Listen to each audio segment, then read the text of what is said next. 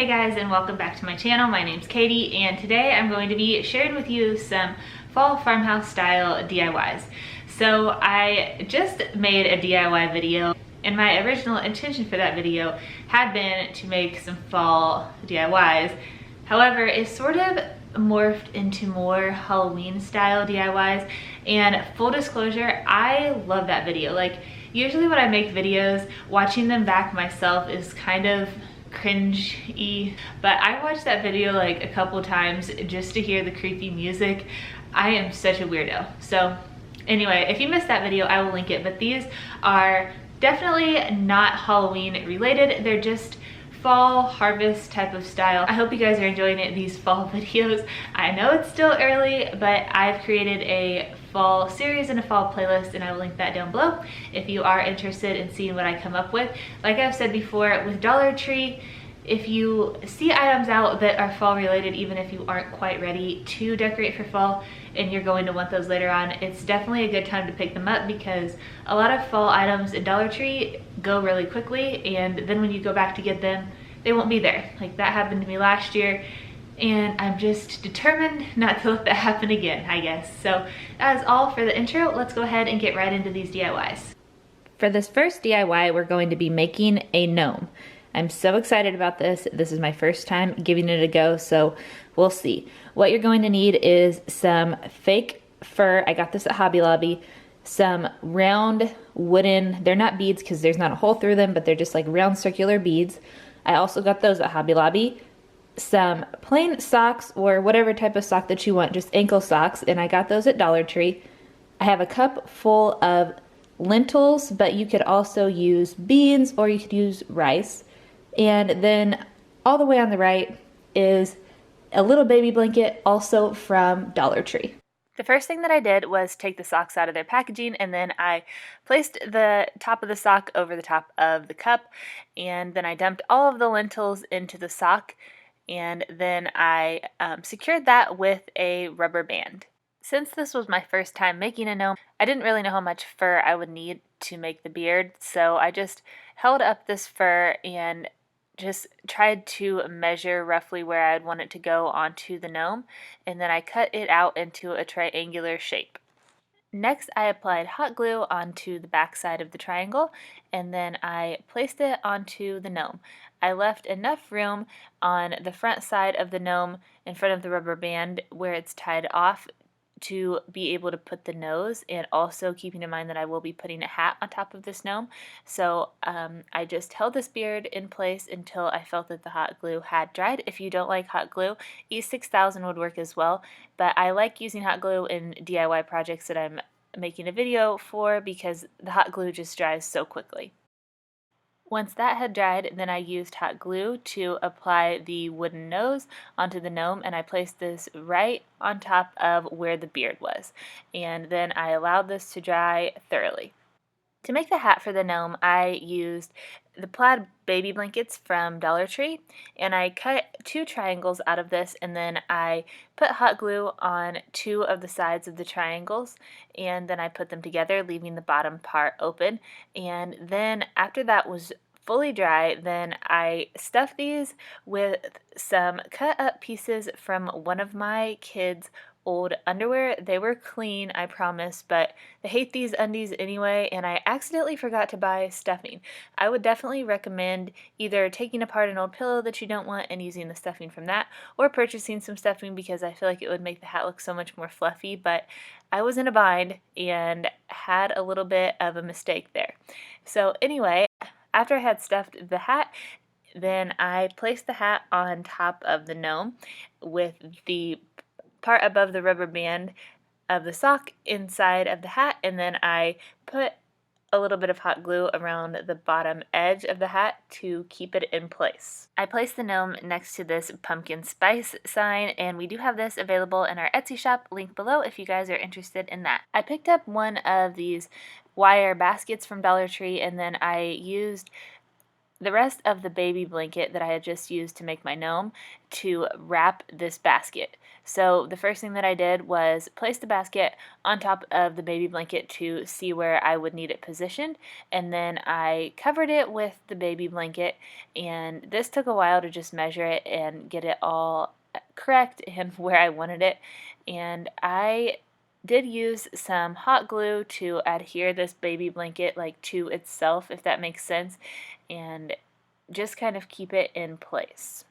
Once I got to the bottom of the basket, then I used quite a lot more hot glue and just wrapped this up kind of like I was wrapping up a present, only it wasn't folded like I'd fold a present, but I wanted all the pieces to be really tight up against the basket, so I pulled it as tight as I could and then used hot glue to place that up against the other fabric. Next, I cut 4 pieces of burlap ribbon, and I cut these in the lengths of all 4 sides of the basket, and then I placed these up against the basket, and I used hot glue to glue these onto the baby blanket fabric, and then I held these in place using clothespins.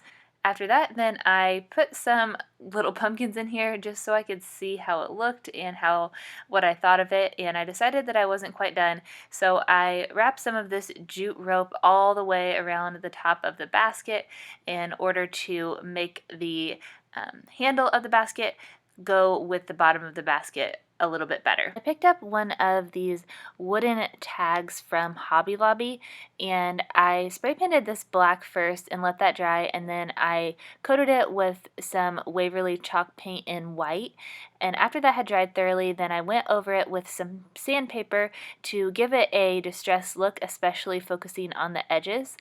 Then I printed off Hello Fall from my computer, and I applied some Mod Podge to the back of this Hello Fall and then placed it onto the tag, and then I also went over the top of this with a light coat of Mod Podge as well to give it more of a distressed look. I allowed that to dry, and then I used the clothespins on the basket to place it on the front, and I think that the finished look is really cute.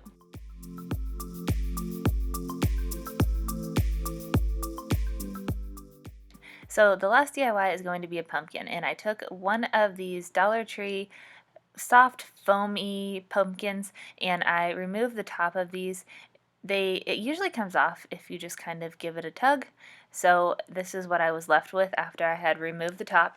Next, I took a screwdriver and made a hole all the way through the pumpkin, and I tried to make this hole a little bit more wide than what the screwdriver width was, because I am going to be tucking some fabric into this hole. Next, I cut out a square from one of the baby blankets, and I actually ended up having to buy 2.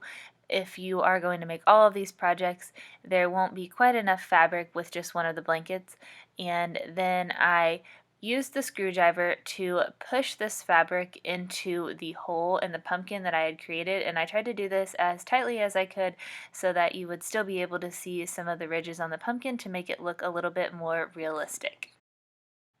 After I had repeated this process on both sides, I went out into my yard and I found a stem-sized stick, and then I just pushed this into the hole, and you could put a little bit of glue into the hole to make the stem stay in there even better.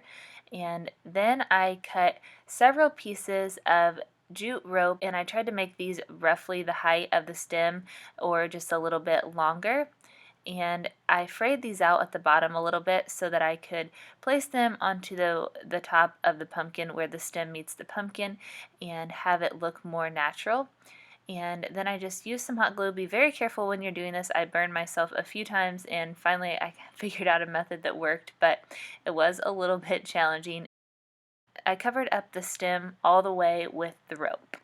After there were pieces of rope all the way around the pumpkin stem, then I chopped off the top of the rope to make it the height that I wanted to. If I had to do this over again, I would have chosen a slightly skinnier stick because I think my stem might be a little bit too thick, but it's not that big of a deal. After I had that trimmed down, then I coated these pieces of jute rope with Mod Podge, and for this you do want to use quite a lot of Mod Podge because you want all of these pieces of rope to stick together, and after I had fully coated that with Mod Podge, then I dipped this stem into some cinnamon, and this just gives it like a darker look, and it also adds a really nice smell to your pumpkin. I think it smells like fall, and I feel like it gives it a nice rich and pretty color.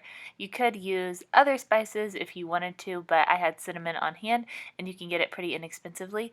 This does take a little bit of time to dry, so allow it to thoroughly dry before you come back and check it.